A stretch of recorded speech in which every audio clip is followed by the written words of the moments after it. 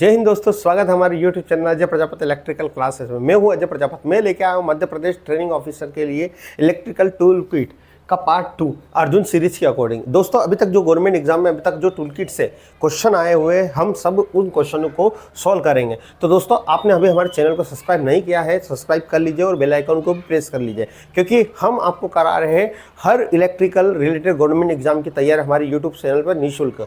उसमें हम पूरा डिटेल में भी थ्योरी क्लास हमारी रखी हुई है, आप प्ले लिस्ट में जाकर आप इसको पढ़ सकते हो। दोस्तों, तो हम स्टार्ट करते हैं मध्य प्रदेश ट्रेनिंग ऑफिसर के लिए electrical tool kit part 2। First part यदि आपने नहीं देखा है तो उसको देख के आइए। ये हमारी 4th वीडियो है, तो आपको भी समझ में आएगा कि कौन कौन सी चीज़ें हमने पढ़ी है। तो दोस्तों, और किस तरह से क्वेश्चन आए। तो दोस्तों, पहला क्वेश्चन है, इलेक्ट्रिकल टेस्टर में किस प्रकार का बल्ब प्रयुक्त होता है। यह हमारा टेक्निकल हेल्पर में आया था, उसी मध्य प्रदेश का MPPGCL में आया था। एक लाइन टेस्टर में किस प्रकार का बल्ब होता है। तो आपने सभी ने टेस्टर देखा होगा, जो हम जिससे हम क्या करते हैं, हम चेक करते हैं कि करंट आ रहा है या नहीं हमारे घर में। तो जो टेस्टर होता है, उस टेस्टर में एक बल्ब लगा रहता है, उस बल्ब को बोलते हैं नियॉन। याद रखिएगा, कौन सा बल्ब होता है, नियॉन। नियॉन बल्ब होता है।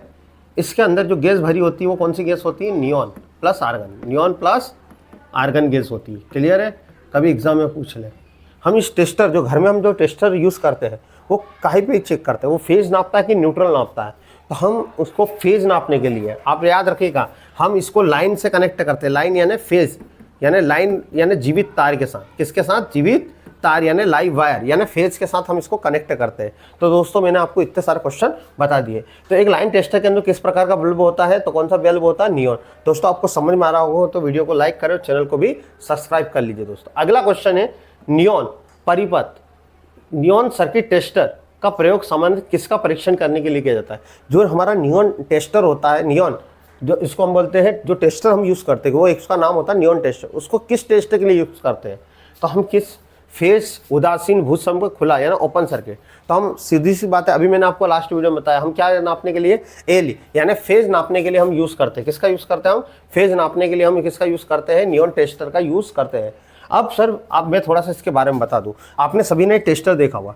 इस टेस्टर की एक मेटलिक जो पार्ट होता है, जो स्टील का होता है, उसको बोलते हैं मेटालिक, यानी मेटल की बनी होती है। उसकी आगे जस्ट लगा रहता है रजिस्टेंस। क्या लगा रहता है, रजिस्टेंस, यानी करंट के मार्ग में रुकावट, यानी करंट की वैल्यू का कम करता है। जिसको हमको, जब हम न्यूट्रल देते, जब हम हाथ लगाते, टेस्ट करते, जब हम क्या करते, पीछे अर्थ देते, तो हमको झटका नहीं लगे। तो उसके बाद क्या लगा रहता है, नियॉन बल्ब। याद रखिए, एग्जाम में आ सकता है कि मेटलिक हमारा रजिस्टेंस नियॉन बल्ब के पहले लगा रहता है कि बाद में लगा रहता है। तो सबसे पहले हमारा रहता है मेटलिक रोड, उसके बाद होता है रजिस्टेंस, उसके बाद होता है नियॉन बल्ब होता है। नियॉन बल्ब जो इंडिकेट बल्ब जलता है, उसके बाद होता है मेटलिक, फिर रॉड होती है। उसके बीच में, नियॉन बल्ब के बीच में क्या लगी रहती है, स्प्रिंग। यहाँ पर क्या लगी रही है, स्प्रिंग, जो और रजिस्टेंस को क्या कर देती है, बढ़ा देती है। क्लियर है आपको। और इसी के माध्यम से जब हम टच करते हैं तो ये अर्थिंग का काम करती है और ये नियॉन बल्ब क्या हो जाता है, ऑन हो जाता है। तो क्लियर हुआ होगा आपको दोस्तों कि किस तरह से हमारा टेस्टर काम करता है। और याद रखेगा, जो टेस्टर होता है वो वोल्टेज को नापता, ना कि करंट को। बहुत बार एग्जाम में आया है कि जो टेस्टर होता है वो किसको नापता है, तो वोल्टेज को नापता है। किसको नापता है, वोल्टेज। एक टेस्टर का यूज़ हम कितने वोल्ट तक कर सकते हैं, तो 500 वोल्ट तक। कितने वोल्ट तक, 500 वोल्ट तक। दोस्तों, आपको समझ में आया होगा। अगला हमारा क्वेश्चन है, Which is the following is the used to the test of continuity of a circuit। हम किसी भी सातत्य परीक्षण के लिए निम्न में किस प्रकार का उपयोग किया जाता है, यानी कंटिन्यू टेस्ट, यानी निरंतर यदि किसी में करंट जा रहा है उसको टेस्ट करने के लिए हम किसका यूज़ करते हैं, नियॉन टेस्टर का। हम लगाते हैं ना हमारे घर में, यदि हम जिसमें किसी में करंट आ रहा है तो हम सॉकेट में क्या लगाते हैं, हम एक तरह से जो टेस्टर लगाते हैं, उससे पता चलता है करंट आ रहा है। तो ये कंटिन्यूटी बताता है। यदि वायर नहीं है, कनेक्ट नहीं है, तो भाई करंट नहीं बताएगा। क्लियर है आपको। तो क्या बताता है, नियॉन टेस्टर। अगला होता है हमारा, निम्न में से हैमर का कौन सा भाग है। हैमर यानी क्या होता है, हथौड़ा। इलेक्ट्रिशियन में हम हथौड़ों को क्या बोलते हैं, हैमर। हैमर के कुछ भाग होते हैं, तो पहले मैं भाग बता देता हूँ आपको कौन से। ये हमारा बॉल पिन हैमर है। बॉल पिन यहाँ पर बॉल है, इसलिए इसको क्या बोलते हैं हम, बॉल पिन हैमर। ये होता है हैंडल होता है, ये हैंडल होता है। ये इसको बोलते हैं हम चीक। इसको क्या बोलते हैं हम, चीक। चीक यानी गाल, जो गाल होते हैं, इसको बोलते हैं पिन। यानी ये भाग ये पता करता है, यही बताता है कि कौन सा हमारा हैमर है। ये होता है फेस। ये क्या होता है, फेस। और ये होता है नेक, गर्दन। और इसको बोलते हैं आई होल।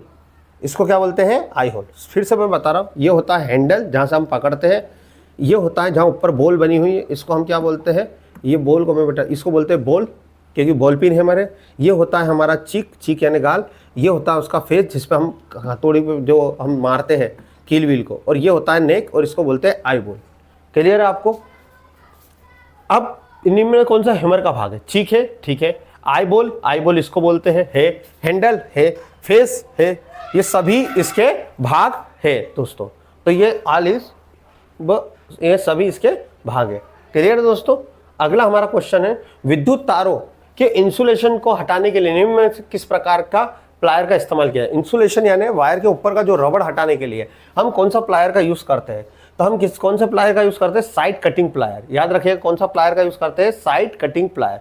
ये दिख रहा होगा आपको, ये साइड कटिंग प्लायर होता है जिससे हम वायर का इंसुलेशन, हम आसानी से वायर को हम हटा सकते हैं।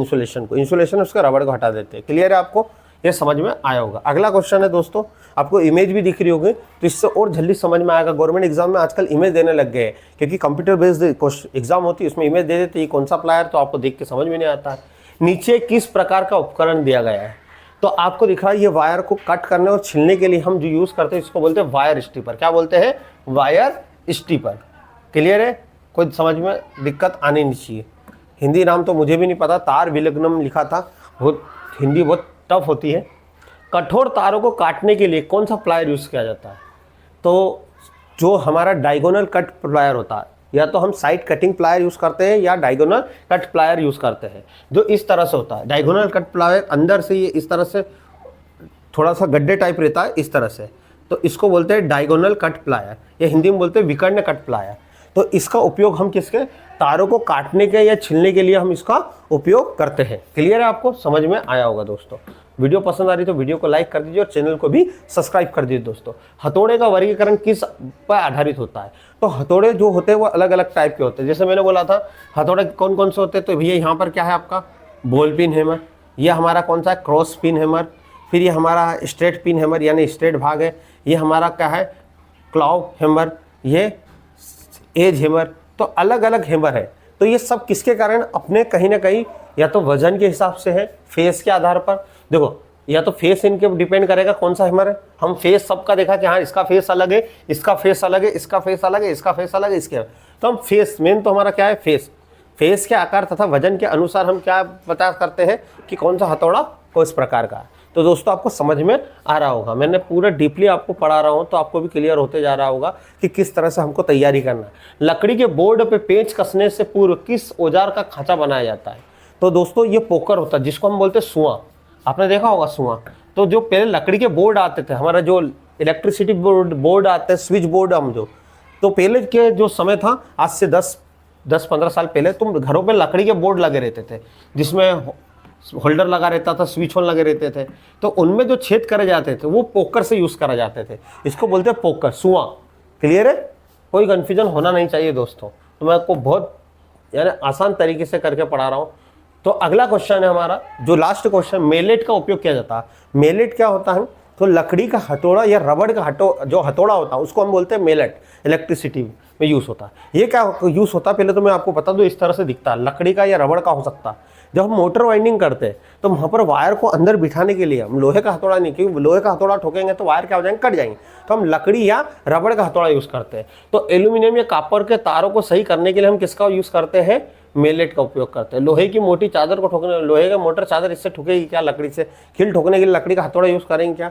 तो नहीं। एल्यूमिनियम या कॉपर के तार को सही करने के लिए हम किसका यूज करते हैं? मेलेट का उपयोग करते हैं। क्लियर है? तो दोस्तों आपको समझ में आया होगा किस तरह से हमने इसको अभी तक के टूल्स पार्ट 2 को हमने पढ़ा है। तो दोस्तों आप भी अपने ITI ट्रेनिंग ऑफिसर की तैयारी कर रहे हैं तो हमारे चैनल से जुड़ जाए, अपने दोस्तों को वीडियो शेयर करो, ज़्यादा से ज़्यादा इस चैनल को प्यार दें। Thanks for watching. हम मिलते हैं एक नई वीडियो के साथ कल 8 बजे।